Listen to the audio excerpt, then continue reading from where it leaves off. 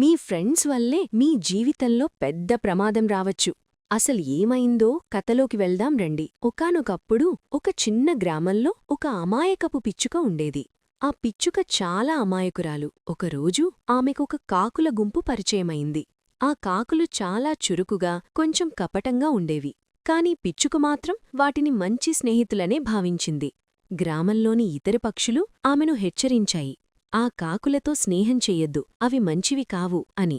కాని పిచ్చుక ఆ మాటలను పట్టించుకోలేదు. ఒకరోజు కాకులెక్కడికో వెళుతూ పిచ్చుకను కూడా పిలిచాయి.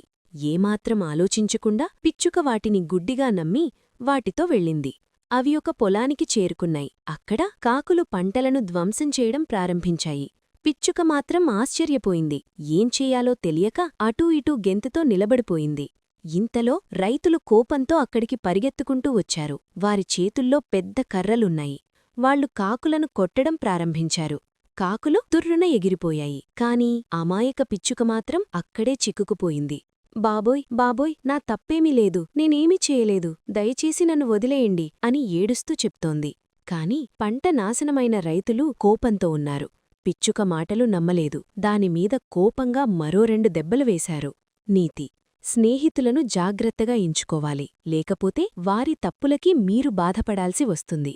కానీ ఆ పిచ్చుక ఏడుస్తూ ఉంది, ఎందుకంటే మీరు ఇంకా లైక్ అండ్ సబ్స్క్రైబ్ చేయలేదు.